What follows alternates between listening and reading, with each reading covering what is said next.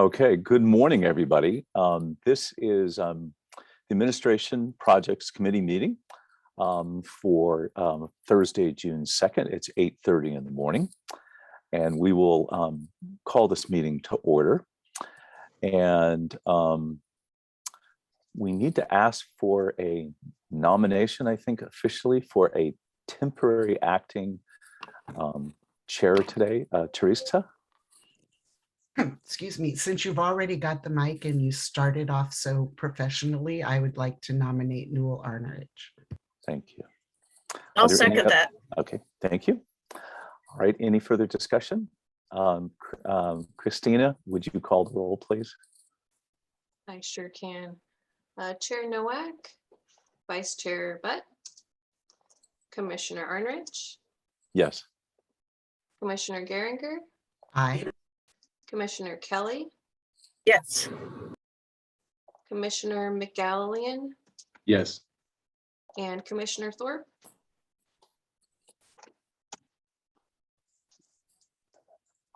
And the motion passes with Commissioner Arnerich, Commissioner Geringer, Commissioner Kelly, and Commissioner McGallion present. Great, thank you. Okay, and now we have a video that we'll play that will describe the function of our meeting and our virtual rules and what we're following. Terry Ann or Christina, you want to play the video, please?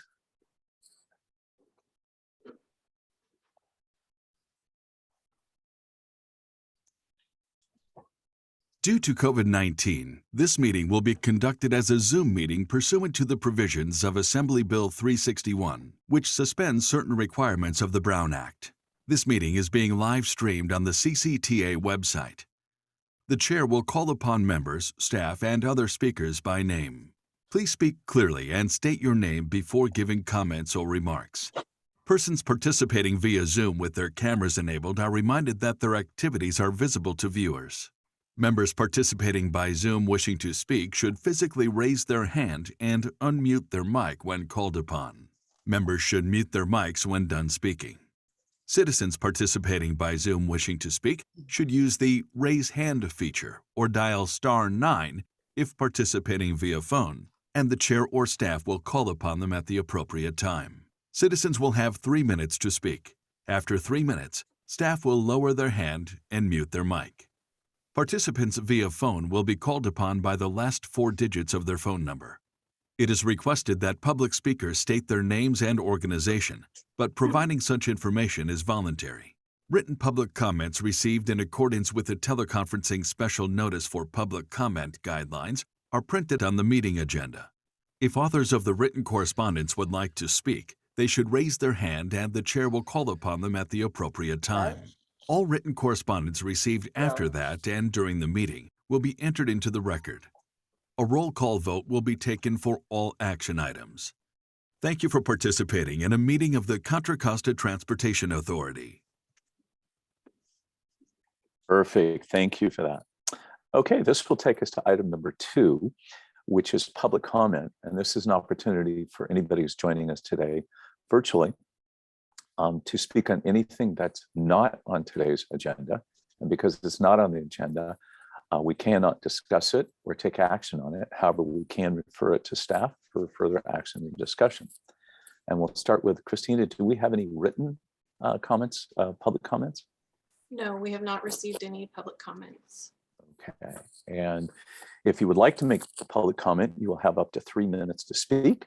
And if you would please use your virtual raise hand feature in Zoom, we will call on you.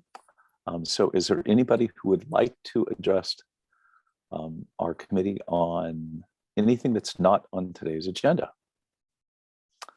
I do not see any. Christina, do you see any there? I see no hands raised. Okay, great. Then we'll close the public hearing on that. And this will take us to item number 3, which is the consent calendar. And the consent calendar are items that are considered routine and can be acted in one motion.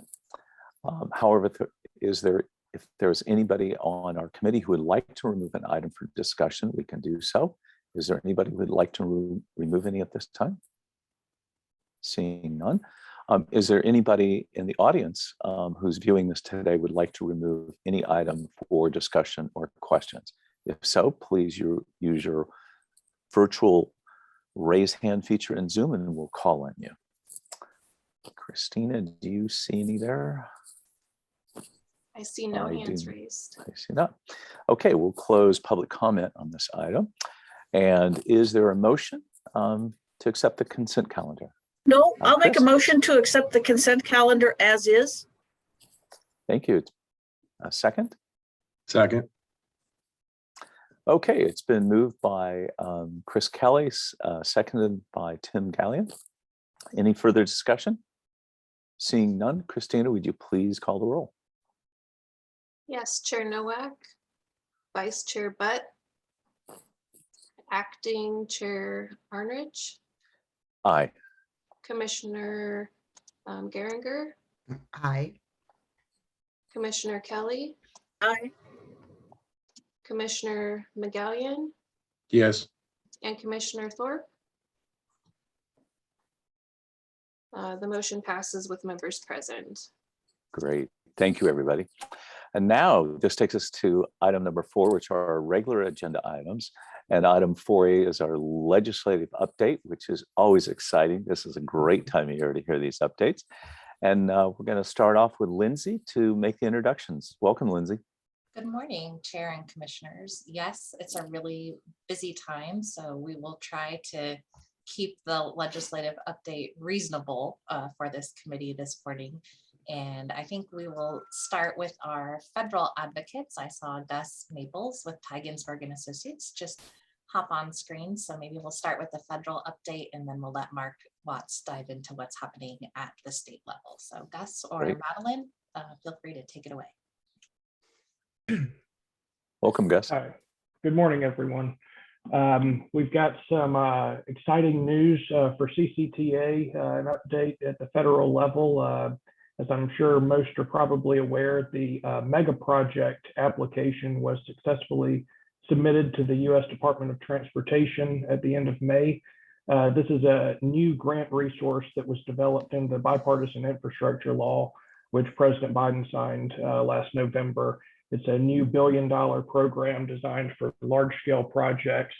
And CCTA is putting in a request for approximately $395 million in federal match for the 680 Forward project. We were able to collect support letters from the federal congressional delegation, including both senators and Speaker Pelosi. And that's a large credit also to Congressman Martin DeSaulnier's assistance in herding those cats and getting the support lined up there. We'll be monitoring as the application period has closed now, and US DOT career staff and the political appointees will begin to review these applications, and we'll be keeping in touch and monitoring as those are reviewed with any follow-ups that could be needed. But a bit to pivot from that, we're also preparing for the June fly-in with the Executive Director Hale and Lindsay Willis as well.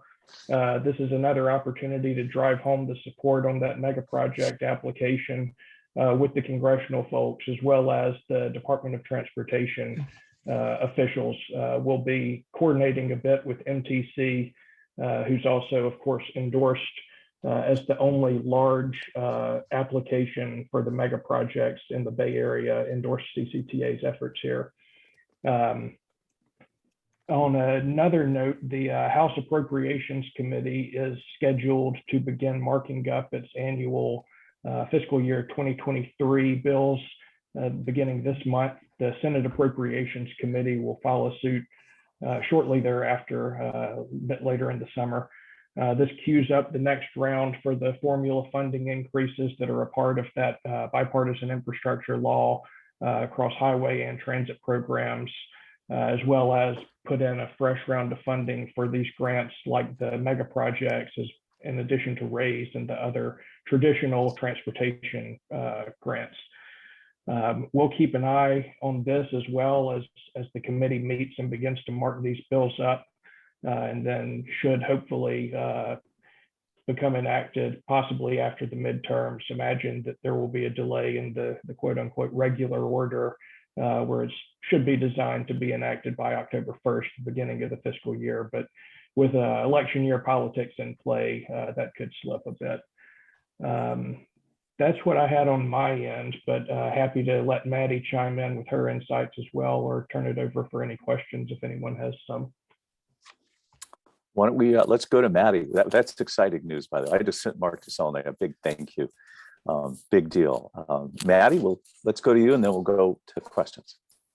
I don't have too much to add to Gus's update, but I just want to say that working on this mega project has been very exciting, and it's, you know, really great that we were able to get MTC to support it. I mean, that's just a huge, huge deal. So I just want to make sure that everyone's aware that, you know, having their kind of stamp of approval really is truly a big deal.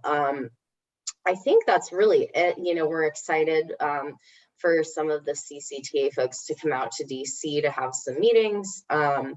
But I think that we're in a pretty good position right now. And I think that that's kind of at the top of our minds when it comes to what's happening with CCTA, and what's kind of the most important thing on the horizon right now. So yeah, that's basically it. I think Gus did a great job, and definitely happy to answer any questions. Great, Maddie, thank you. You know, before we go to questions, I was just going to say it'd probably be a great idea, maybe Chris, as our chair of CCTA, to have a letter go to MTC to thank them for their, because we're always looking for wins with them, because we do have concerns at times. So it'd be great to really acknowledge it, their step up for that. So questions, comments of Gus or Madeline? Great, guys.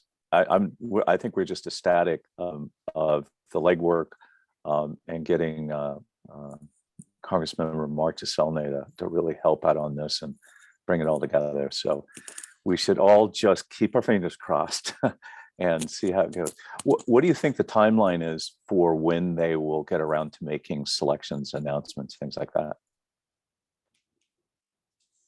That's a good question. Gus might have more insight into that. I have a feeling that it will take a little bit of time, considering that they put out both, well, the mega project NOFO, the infra NOFO, and the rural transportation projects NOFOs, the notice of funding opportunities, all at the same time. So I think that the Secretary's office is definitely going to be a little bit overwhelmed, especially because two of these grant programs are brand new as well.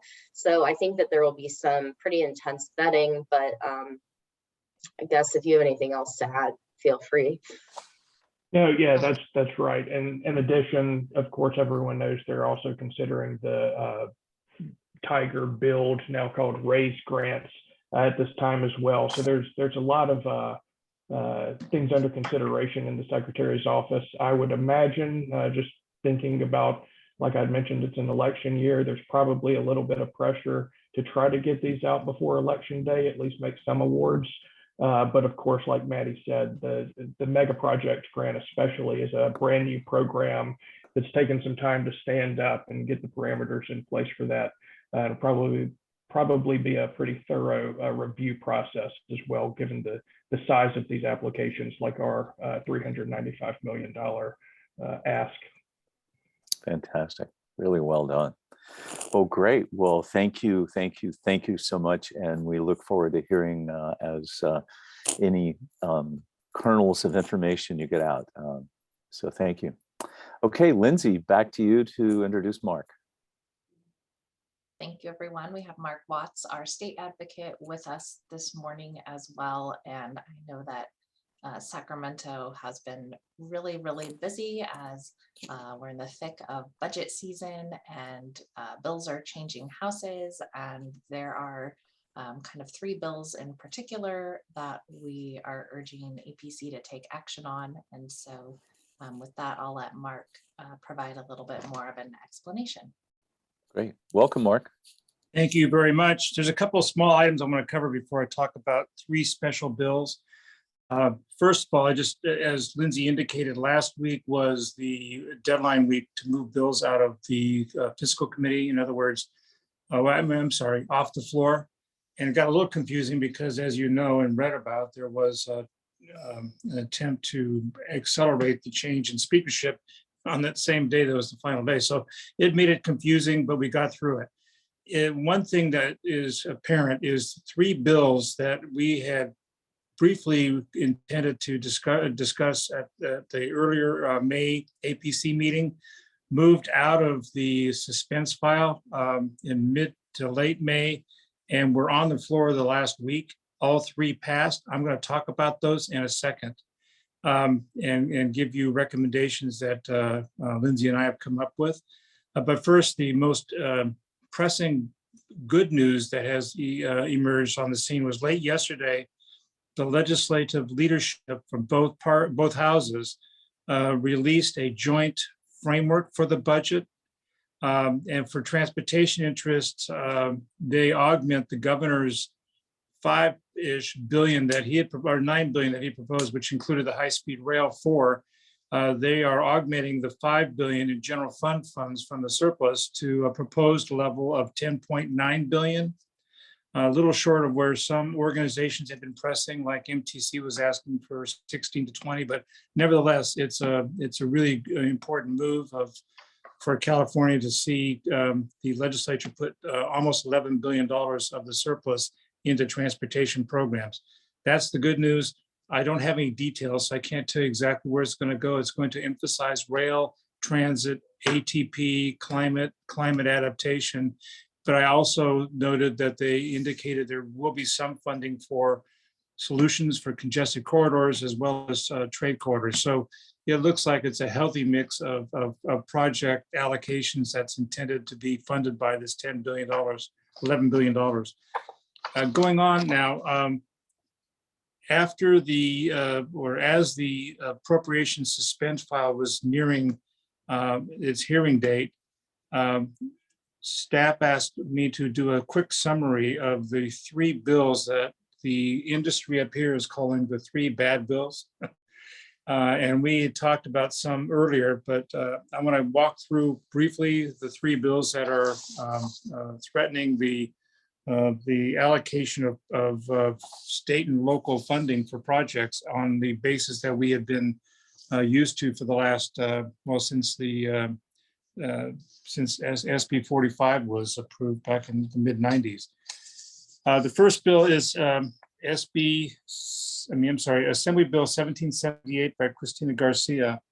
There had been an opposed unless amended position in the March APC meeting. We're recommending drop the unless amended and go with the strict opposed because the bill not only cleared suspense without changes that we've been asking for, it cleared the floor barely with 41 votes without the changes that the industry and regions had been asking for. Essentially, it would prohibit freeway widenings or extensions and interchange widenings and extensions if a project was located in a community that had a California Healthy Places Index that fell within the first 50 percentile of the index.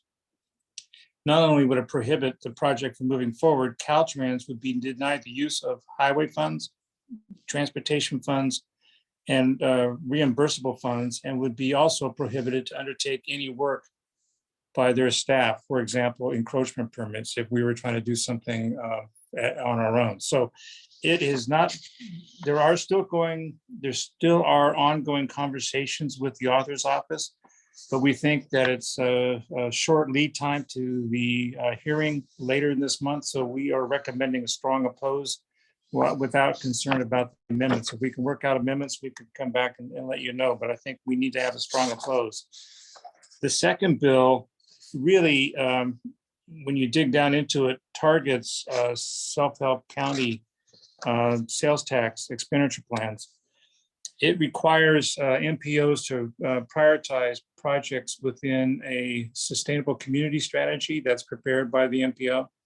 And when you prioritize those projects, they are then mandating that those projects be funded in that order. So it's going to disrupt the planned funding of project flow that's underway currently, and cause a major disruption in the implementation of projects. Mark, Probably worse. Can you name I'm sorry. that bill? Can you name that bill for everyone? I'm sorry, I thought I said it's Assembly Bill 2237 by Assembly Member Friedman, and I apologize for the oversight. In addition, the measure would require that, give me a second, I just lost that. Oh, all your transportation expenditure plan projects would not be fundable unless they were consistent with the climate action plans and goals of the state. So it's disrupting voter-approved expenditure plans, as well as those projects that are in the pipeline under the SCS program. So we have been working very carefully with the author's office on this measure. I have another conversation today, but we think we need to essentially oppose this measure as well. And that's our recommendation. Mark, would that be opposed with amendments or just opposed No. at this point? Opposed, because if we take, we'll just get dragged out, I think. Yep. Okay. Yeah, no One time last left. bill. One last bill is well, no, that's it. I've covered 2438, 2237, and 1778. I don't think we've talked about Assembly Bill 2438 yet. That was the third bill. You know, I hope you know I'm usually better than this. Yeah. This has been a confusing series of measures, and I've got two pieces of paper that are conflicting. Basically, all the large SB1 programs that were funded, as well as vintage programs like the state shop program and other rehabilitation programs, are now going to be subject under AB 2438 by Assembly Member Friedman as well to being aligned with climate and equity frameworks. As a result, it's going to make competitive grant programs very difficult to implement the way SB1 intended it. And this measure is really leading to a very rapid move away from investing in roadway capacity without really having alternatives funded to the extent they need to be, such as rail and transit. Even with the new budget proposal, it still would not be providing the kind of mobility services, if this bill were enacted, that the people of California deserve. So this bill as well would be recommended for oppose, and we'd like to move ahead with those three measures as recommended with an action today.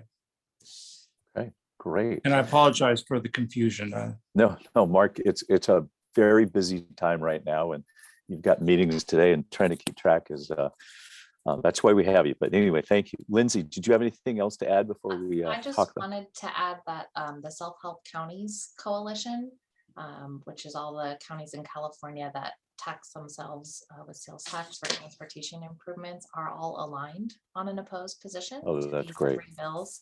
Strong. And we have been working together to try to educate the authors' offices on the value that the self-help counties bring to the transportation system in California. And as Mark said, those conversations continue, but not much headway has been made, which is why we think an opposed position sends a strong message while we continue to meet with the authors. Okay. If Great. I might, Mr. Mark. Chair, Sure. I have one last item I didn't get to, and I just want to do it briefly. It's more of a note and worry about in the future. But Caltrans budget proposal includes a significant increase in funding for staff and new positions simply to administer and implement the IIJA programs that are getting ready to flow to California. they have asked for $50 million to fund almost 300 positions on an ongoing basis just to administer the programs that will be open for funding opportunities in California under IIJA. And on top of that, they're asking for another $144 million to fund over 600 positions to handle workload increases that they're anticipating. These are levels that are much higher than what we saw when SB 1 was implemented. So we're wondering why this is the case. And we're pursuing conversations with the budget staff over the next couple of weeks. So I'll just draw my presentation to a close and thank you for your attention today. Yeah, Mark, that's interesting. That's how the PUC got up to a budget of $1.5 billion and 3,500 employees. And they charge us for that on our PG&E bills, which represent 25%. Any questions of Mark or Lindsay? The recommendation is on 1778, 2237, and 2438, a strong opposition. And as Lindsay said, that we were 100% aligned with all the self-help agencies. Teresa? First of all, yeah, thank you for the report and thank you for, bringing the strong recommendations. I heard you say that we were aligned on AB 2237. Where are, is everybody aligned on AB 2438? May I answer? Yes, the industry and the regions are all collaborating together in NASCAR style opposition letters as well as individuals opposition letters. Okay, because I appreciate the reason that we're opposing these and appreciate that we also push for funding sources for alternatives for active transportation, transit, and the other, because in the long view, all of these will align. And so I appreciate that we're trying to do that in a strategic way while being open to some of the efforts on equity and the environment that Assemblymember Friedman and others are trying to promote. So I appreciate the long game. Great. Thank you, Teresa. Any other comments from our questions?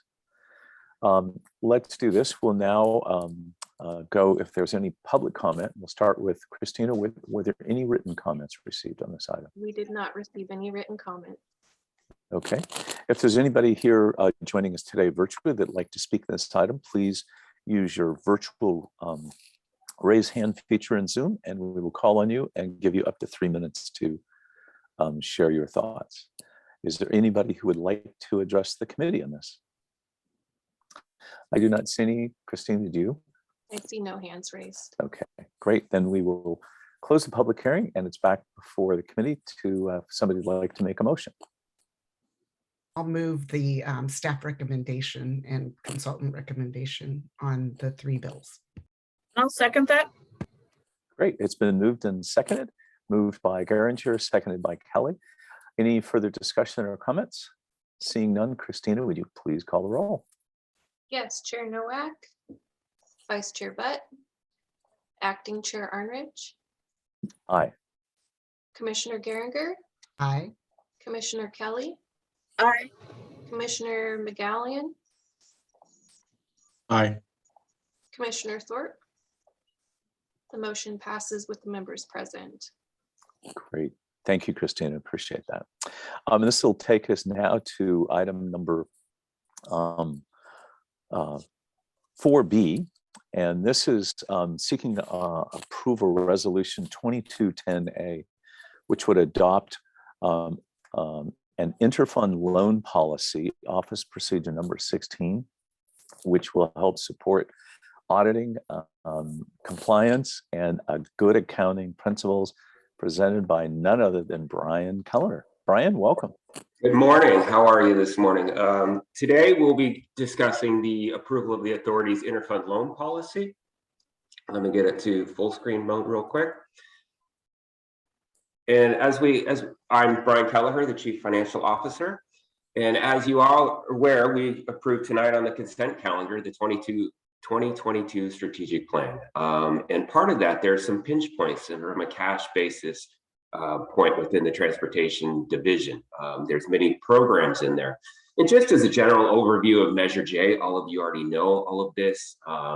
April of 2009 through 2034, we're going to be receiving the sales tax money. And in the strategic plan, it outlines the allocation of all of these funds for the specific programs. And in the strategic plan, they list out 5 to 7 years of what we have planned. And so during the preparation and as we've been discussing through the pandemic, we created an allocation program to set boundaries and timelines for projects and different processes. But what this interfund loan policy is doing, it's the advancement of funds and utilization of, or through the advancements of funds and utilization, excuse me, of grants has allowed the authority to continue to deliver projects ahead of schedule. A big part of that is the debt program that we have. We went out and we received external funding. You may have heard Tim talk about this in the past, myself. There's usually a 3-to-1 ratio when we go out and we work on these projects. Sometimes they're 100% funded by grants. And so what's happening is CCTA is paying for these grants up front, seeking reimbursement. And so during this fiscal year, we've transportation program is still looking to receive some money on the I-684 project. And what's happening is there's a little bit of a pinch point on a cash basis within that program. As you know, the sales tax for Measure J is split up 42.5% for capital projects, local streets and maintenance, 20%. I'm not going to go through all of these, but this is how everybody has had a chance to receive money. And what I like to do is the best way to describe fund accounting, program accounting in a situation like this. Every one of these has their own individual checkbook. So when we receive, for every dollar we receive, the money goes into all of these individual projects and programs, and these are outlined through this tax expenditure plan that was adopted in 2004. And also this is all part of the return to source for the bus agencies and the local street maintenance. And so there's a timing on all these payments. And so when we were putting together the March 31st financials, that was also on the consent calendar today as well. Transportation projects and sub-regional bus transit has a negative balance in their little checkbook. But in whole, you can see that there's about $56 million in the general fund. It's not the general fund that is losing, that has a negative cash balance, but it's the timing of the payments and the receiving of income revenues for these individual projects. As you can see in the ferry service, we have about 15.2 million.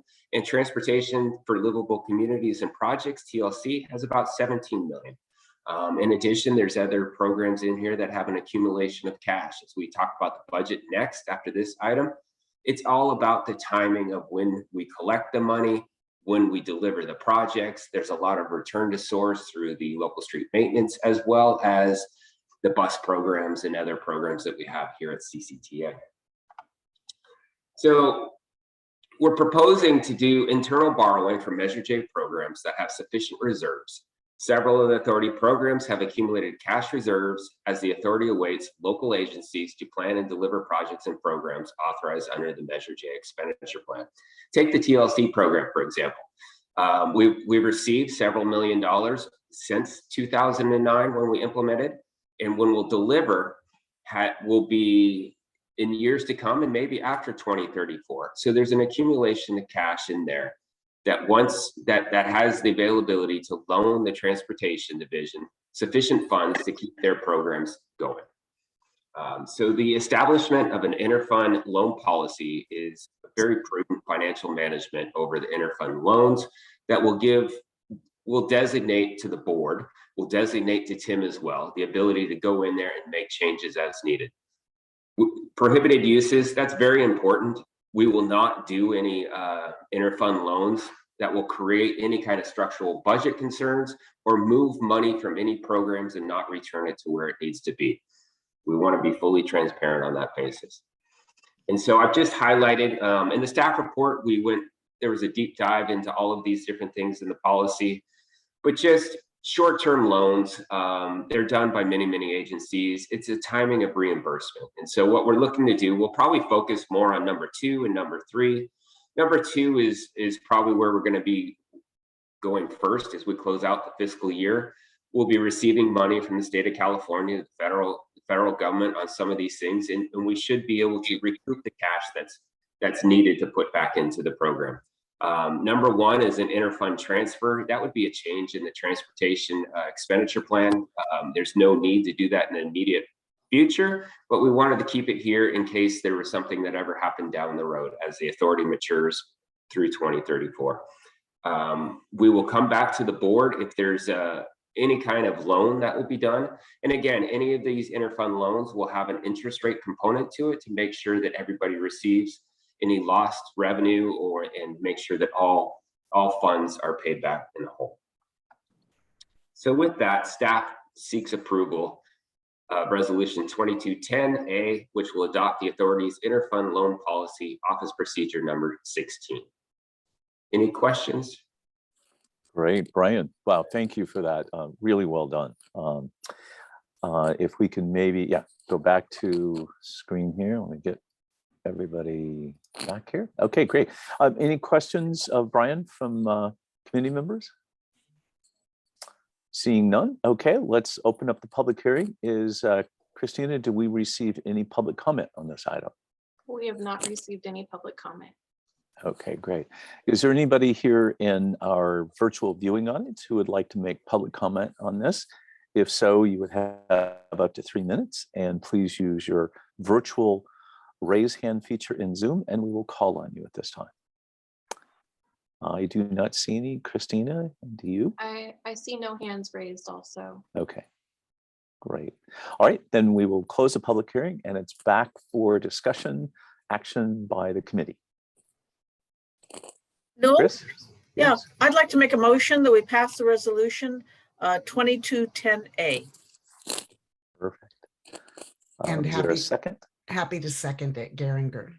Great. So it's been moved by Kelly and seconded by Geringer. Any further discussions? Seeing none, Christina, would you please call the roll? Yes, Chair Nowak, Vice Chair Butt, Acting Chair Ernrich, Aye. Commissioner Geringer, Aye. Commissioner Kelly, Aye. Commissioner McGallion, Aye. and Commissioner Thorpe. The motion passes with the members present. Great. Thank you, Brian. Thank you for you and your team for bringing this up. This is really this is a good housekeeping item. Well, and guess who's up again? Brian is back again, and this is seeking approval of Resolution 2208A, which is going to adopt for recommendation of the authority's fiscal year 22-23 budget, and our recommendation will then go to the full board. So Brian, back to you. Thank you very much. And again, the proposed budget for fiscal year 2022 and 2023. And as I start my presentation, the first thing I always want to do is thank everybody at CCTA for taking the time to go through this. It starts with the planning division when they take their planning budget to the planning commission. I believe that's in April. And then we work with the projects division and Hisham and his team as well. Hisham oversees all of the projects. He worked extensively with Stephanie on this, so thank you to all of you for your help.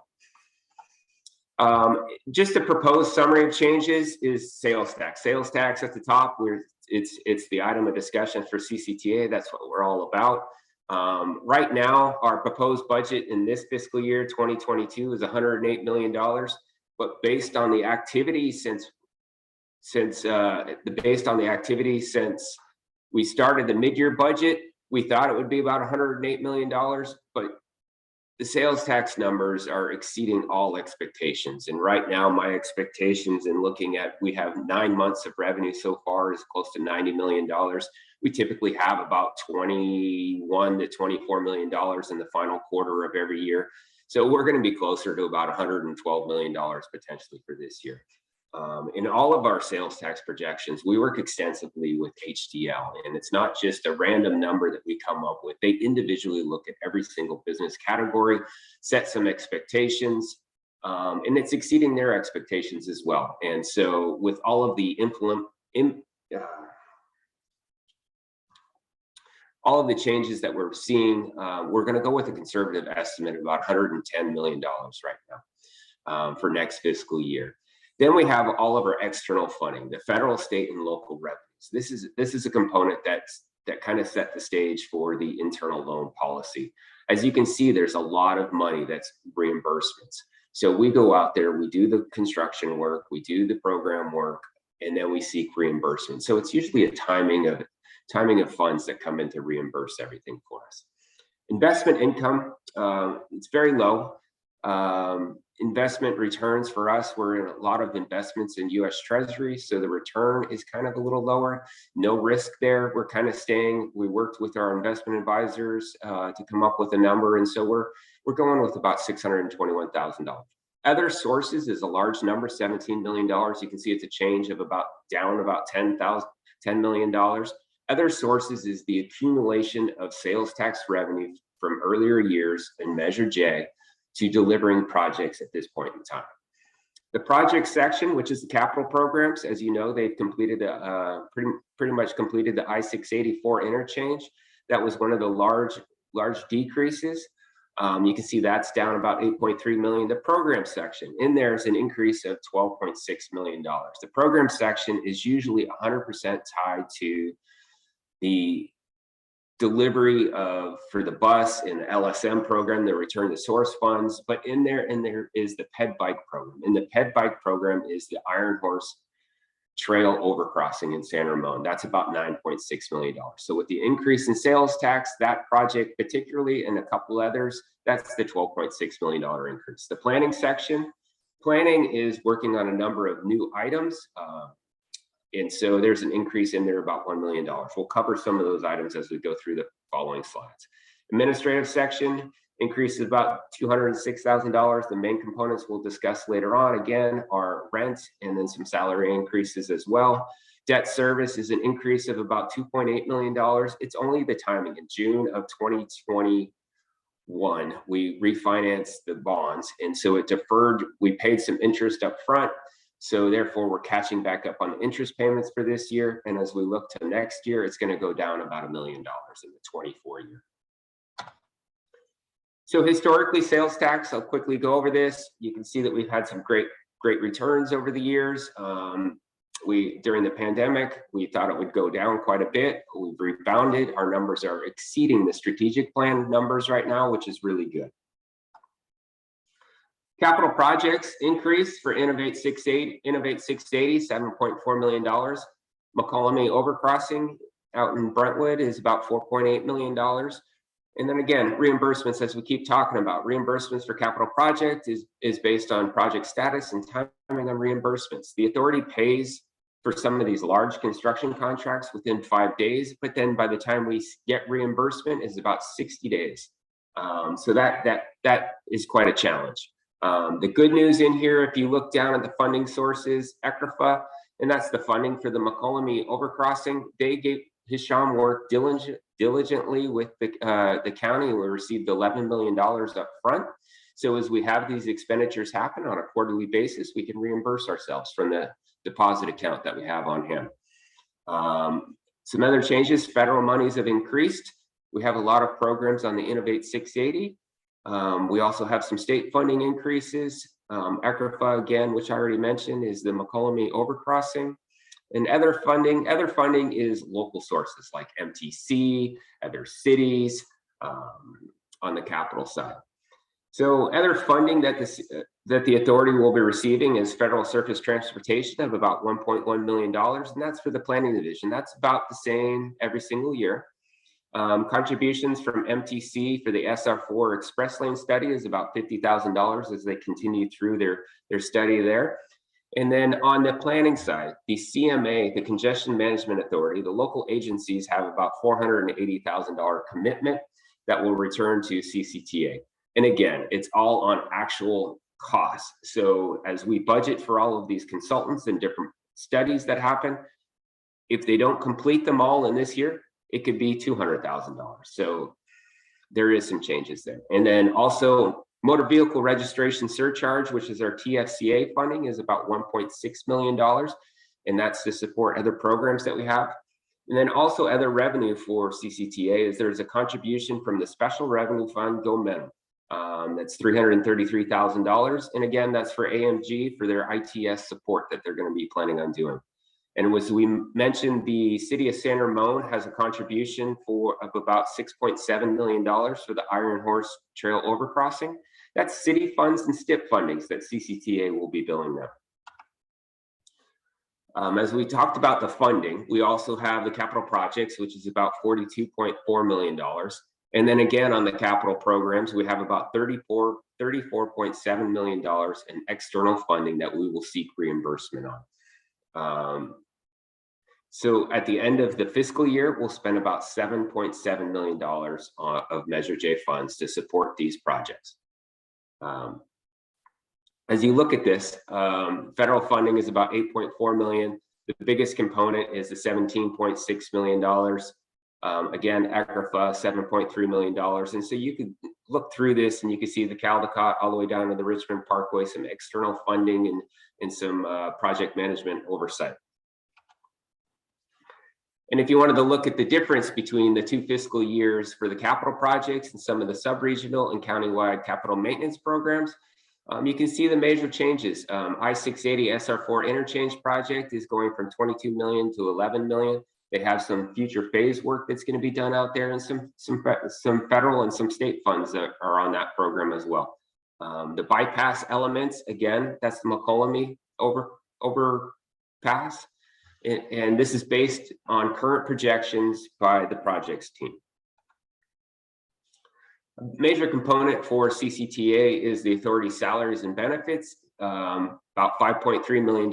It's an increase of $647,000 over the mid-year budget. That seems like a lot of money at this, looking at that, but we have a 3.5% CPI increase, which is about $177,000, but we're also adding potentially 2 new employees. Authorized positions that we recently took to the board is 21. Current staffing in my budget for next fiscal year is 19.5. They'll be hiring, I think they're actively hiring a director of mobility right now. That position will come in and backfill potentially the retirement of the director of programs. So that's where I come up with the 0.5 there. That person may be here for 6 months, therefore 19.5. Additional staff will be budgeted to bring it to the 21 at the mid-year budget should another position be filled. Annual PERS rate decreases, that's the biggest component for public agencies, is how much does the authority and how much do you pay towards the retirement and health benefits of the future of the employees? Our numbers are really low for the classic employees at 10.34. Very small change for the classic and Pepper employees, but it is a decrease and we're going in the right direction. I'm really looking forward to the reports that come from CalPERS. They come out at the end of August, and we'll be able to see where we are as an agency on our funding status on the pension for the fiscal year ending 2021. They're always 1 year behind, but there were some large returns by CalPERS last year. So I'm looking forward to see if we're super funded, which means we're funded above. But as you know, this year in the stock market and investments, things are trending a little bit down right now. But it's always good to see because we've historically been in the 90+% funded side. OPEB side, we're fully funded. It's only we're contributing only 2%. Some agencies pay 10, 15, 20% if you have police and fire. So we're trending in the right direction there. Administration part of the budget is $2.5 million, increase at $207,000. We do have a 1% cap in the tax expenditure plan to pay for administration. Based off of our allocation of staff, it's about $754,000, which is about 0.68 of the 1%. And so we've accumulated some cash reserves in there to help us in the future of CCTA. Our property lease, there's an increase of $80,000 in last year's fiscal year. We had a $35,000 savings when we signed the loan for the or the 2999 Oak Road, we had a 1 free month rent that was built into the lease. So therefore there's a $35,000 increase there, but also our overhead charges for the building are going up to about $4,000 a month. So it's pretty expensive, but that is part of the increase. The information systems replacement is decreasing $50,000 as we are planning to hopefully have all the Zoom rooms set up, all the expenditures paid by June 30th, so that we can get going for some in-person meetings as well. Programs is $76.8 million. That's an increase of $12.6 million. All of this is the allocation of percentages, as I also saw in the Interfund loan policy. I kind of broke down how everything goes through the different programs in there. Local and sub-regional street maintenance return to source is about $22.1 million. That's a lot of money for all of those cities. And again, the San Ramon Iron Horse Trail overcrossing project is budgeted to be $9.6 million for next year. Several program budgets were revised to reflect current commitments. TFCA program, we received 1.6. We're planning to spend 1.6. The Momentum program is ITS support, which is about $332,000. There's a little bit of staff time in there and consultant charges. Planning division is going up to about $6.8 million, a $1 million increase. All of this is in detail in the staff report. I'm just going to highlight some of the bigger components. The bi-county activity-based model development is about $1 million. Regional planning support, action plan updates, streetlight data, activity-based model development. Oops, shouldn't say 82 million. Sorry about that. There must be a zero missing. VMT mitigation and Vision Zero implementation. That's a new program we're doing as well. We also receive funding for PPM, which is about $356,000. So as we allocate staff time to that, we collect on that. It's kind of a one-for-one situation. Several contracts and studies are partially funded in grant revenues. $500,000 from Alameda County Transportation Commission for the bi-county model. And then also MTC is giving us some money as well. Debt service is going up $2.9 million. Again, that's related to the timing of our last refinance. Principal amount is $26.3 million, $18.7 million in interest. And total debt service is about 41% of the $110 million of sales tax revenue. With that, staff recommends the approval of resolution, or take this to the board for the approval of the resolution of 2208. Well, Brian, again, thank you. This is the good news day. It's great to see how our budget's progressing. Obviously, having our revenue continue to increase, and many of us see that because we also use the same consultant on sales tax, and so we're pretty well aligned. Just an FYI for a couple of new folks we have here today. CCTA is very unique in how they commit funds under the Measure J portions, that if we say we're going to have X revenue, we actually only commit to the pass-through cost of a lesser amount, just to be safe in case, as you know, sales tax can have abrupt changes, and then we do a true up at the end of the year. So it's been a really well managed financial tool to make sure that no agency inadvertently would overspend and then would have to repay the agency. So with that, we'll go to the committee first. Any questions or comments with Brian? Okay. Teresa, were you raising your hand? I couldn't quite see. You're a little frozen there, I think. Okay. Let's go to public comment on this, and we'll start with Christina. Do we have any written public comment on this? We've not received any written public comment. Okay, and now we'll turn to those who are joining us in our virtual audience. If anybody here today would like to make public comment on this item, please use the virtual raise hand feature in Zoom, and we will call on you, and you'll have up to 3 minutes to speak. So is there anybody who would like to speak at this time? I do not see any. Christina, do you see anyone? I don't see anyone either. Okay, great. Always good to check. Thank you for that. Okay, we'll close the public hearing and the item is back before the committee. Okay, don't all raise your hand first, but Teresa. I'm not sure if it's working, but I keep going in and out, so I apologize. But I'm hoping that I'm making. Teresa, we lost you. You were very in and out. Maybe try turning off your video, and maybe the sound will come through a little better, and we'll go back to you, Teresa. Nope, not working. Okay. Chris, we'll go to you. Yeah, I just wanted, if I was hoping Teresa wanted to move the item. I mean, I'm quite impressed with all of this. So I would move this item, the resolution 2208A. And I'll second. Great. It's been moved by Committee Member Kelly, seconded by Tim McGowan. I absolutely agree. Just a quick comment. Brian, you and your whole team are doing an outstanding job. Obviously, revenues look strong, but really, really thanks for the leadership on all of our retirement benefits and things like that. It is a pleasure to serve in an agency, which you can't always do in our local cities, to be in such great shape.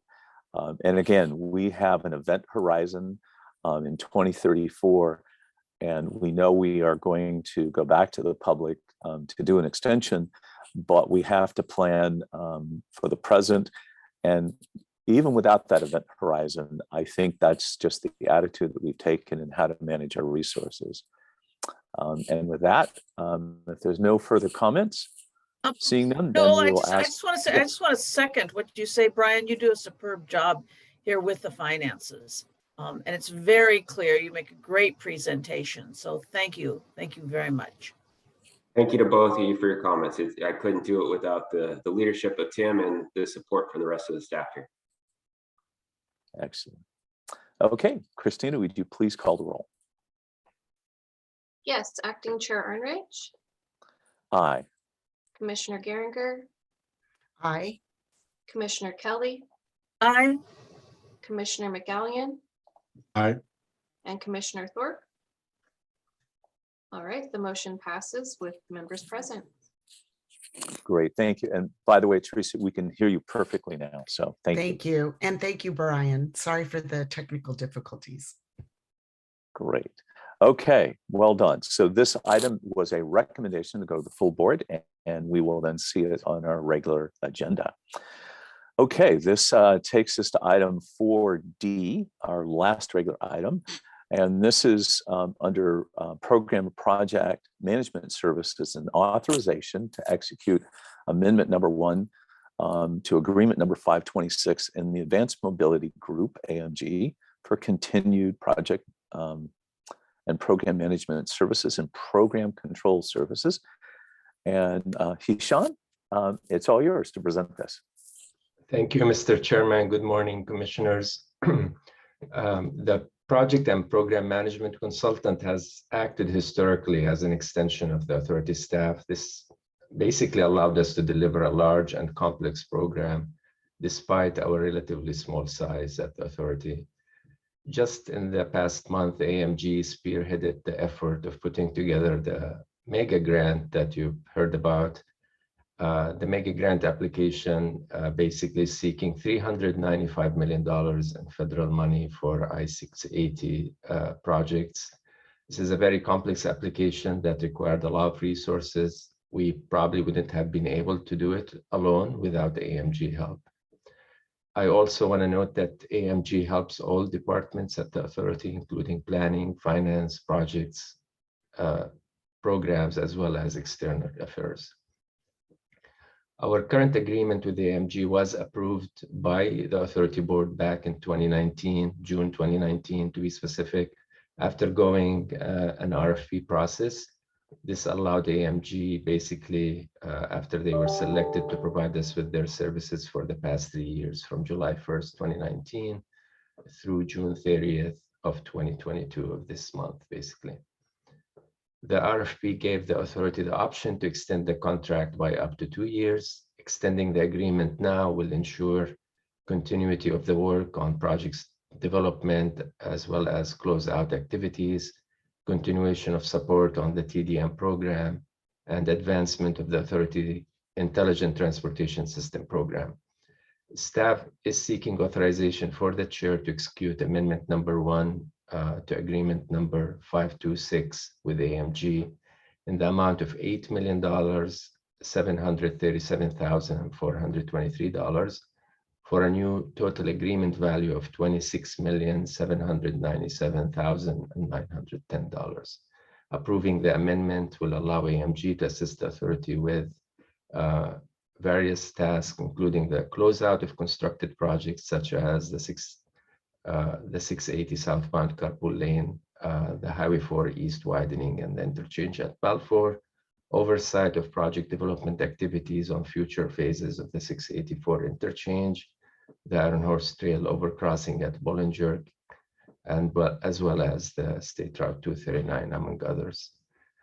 They will also be able to assist us with fund programming functions, including development of grant applications, continuation of their work on projects controls, including the development of the quarterly project status reports, and last but not least, assist with the authority's ITS program, including the new vision for Momentum Station. Attachment B to the staff report shows some of the milestones we were able to achieve in the past 3 years with the AMG help. With that, I'll be happy to answer any questions. Great, Hisham. Thank you. Could you mind, because it's been a while, could you just give us who the leadership team at AMG is, the names? Just we hear the firm all the time, but we kind of forget who are the people that we're interfacing with there. Absolutely. I think I saw Habib join the leadership of Yeah, I see. I see Habib. Yes, Habib is basically leading the team with Frank as the project manager, the overall project manager. We also have AMG and also a few sub-consultants, including Francis, who are helping us on various projects. I don't know, AMG, if Habib wants to say anything, or Frank. Habib, welcome. We just like to make sure we remember who you are, since we only see virtual. Sometimes it's just a name. So anyway, Habib, would you like to add anything? Thank you so much. I just wanted to add some other names to our leadership team. Corinne is on the call. She's managing our 511 program. Beth is Beth Clements is the center of all of our activity related to the PMPC and project control. We have Rhea Covey that is also managing 2 of the federal grant project, including MOD, as well as the ADS project. So they are collectively, they are part of the leadership team, and Joey also is helping John on the CTP development moving forward. We appreciate everything thus far, and we try to improve in our services year after year, and to reflect on what the authority stands for, and to put the authority on the map, and not only locally here or in California, but as well as nationally. Great. Habib, thank you. Nice to see you. I don't think I've seen you in a year and a half or 2 years. So good to remember what you look like, my friend. Okay, great. So I'm sorry. So we'll go to committee members first. Any questions of staff or Habib? Okay, seeing none. Then Christina, do we have any written comments on this item? No, no written comments. Okay, then we will open to those that are joining us today for public comment. For anyone who would like to speak on this item, we have up to 3 minutes. And if you would use the virtual raise hand feature in Zoom, we will call on you at this time. Does anybody like to speak?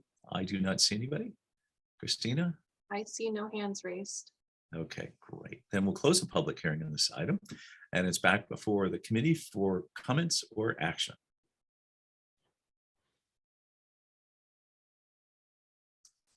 Any, Chris? I'll jump right in. So I'd like to make a motion that we execute agreement number 1 to agreement number 526 with AMG in the amount of 8,737,423 for a Second, total agreement value of 26,797,910. Thanks, Chris. Second, Geringer. Great. Thank you. It's been moved by Kelly, seconded by Geringer. I'd just like to add a suggested comment.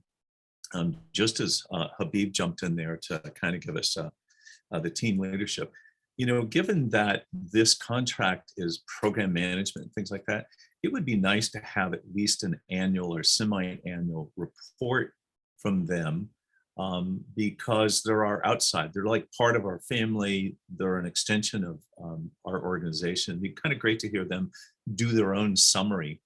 And that way it just gives us an opportunity to have a little interface. So just a suggestion. So not part of the motion, but just to staff. So, okay, with that, if there's no further discussion, then Christina, would you please call the roll?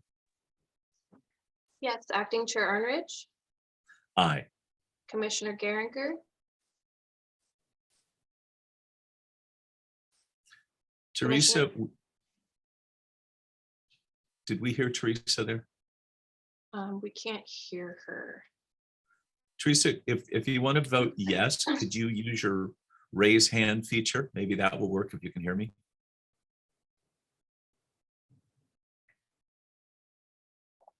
I can come back to her if you'd like. Okay, we'll come back to Okay. Teresa. There she is again. Aye. Perfect. Thank you. Perfect. Commissioner Kelly, Aye. Commissioner McGowan, Aye. and Commissioner Thorpe. The motion passes with members present. Great. Thank you all for that. Hisham, thank you. Habib, nice to see you again. Thank you for your work. Okay, this takes us to item number 5, correspondence and communications. We have none at this time. Item number 6, commissioner and staff comments. Chairs, I do not have any more comments. Any comments from committee members? Seeing none. Any comments, executive staff? No comments this morning. Thank you. Okay, great. And do we have any other business? Okay, seeing none. All right, wow, this was a big agenda. I'm impressed we got through it in 1 hour and 8 minutes. So well done, everybody. And it's a reflection of really great staff reports today. So thank you for that. With that, we will adjourn this meeting at 9:38 a.m. and we will see most of you for our regular meeting coming up. Thanks, everybody. Have a wonderful day. Thank you, everyone. Later, everyone. Thank you. Thank you, Christina. You're welcome. Thank you. You bet.